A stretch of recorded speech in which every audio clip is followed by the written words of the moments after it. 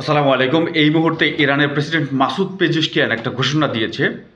সেটি হচ্ছে যদি প্রতিবেশী দেশ থেকে প্রতিবেশী দেশের ঘাঁটি ব্যবহার করে ইরানের উপর আক্রমণ না চালানো হয়, সেক্ষেত্রে তারা প্রতিবেশী দেশের উপর অর্থাৎ উপসাগরীয় অঞ্চলের যে সকল দেশে তাণ্ডবলীলা চালাচ্ছিল ইরানি ড্রোন এবং মিসাইল, সে সকল দেশে কোনো ধরনের আক্রমণ করবে না ইরানি ফৌজ অর্থাৎ আইআরজিসি। এটা অত্যন্ত তাৎপর্যপূর্ণ একটা ঘোষণা এবং এইখানে তিনি উল্লেখ করেছেন যে প্রিভিয়াসলি পূর্বে যেহেতু আক্রমণ করা হয়েছে সেটা উপসাগরীয় দেশগুলোর ভূমিকে ব্যবহার করেও সেখানে মূলত আমেরিকান ঘাঁটিগুলোতে আক্রমণ করা হয়েছে, আর সেজন্য তারা আন্তরিকভাবে ক্ষমা চেয়েছে। এই ক্ষমা চাওয়াটাকে মূলত ডোনাল্ড ট্রাম্প বলেছে, যেহেতু ইরানের প্রেসিডেন্ট ক্ষমা চেয়েছে তার মানে এই যুদ্ধে ইরানের প্রেসিডেন্ট হেরে গিয়েছে।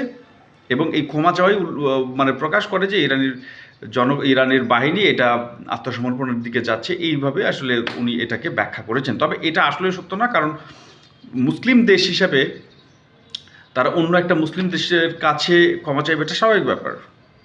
যেহেতু ওইখানের দেশের অর্থনীতি এবং জনগণ ক্ষতিগ্রস্ত হয়েছে বা বিভিন্ন স্থাপনা ক্ষতিগ্রস্ত হয়েছে, যে কারণে তারা ক্ষমা চেয়েছে এবং তাদের সাথে সুসম্পর্ক বজায় রাখার স্বার্থেই কিন্তু এই ক্ষমা চেয়েছে। আর ট্রাম্প কিন্তু এটাকে ভিন্ন খাতে প্রবাহিত করার চেষ্টা করছে। ধন্যবাদ।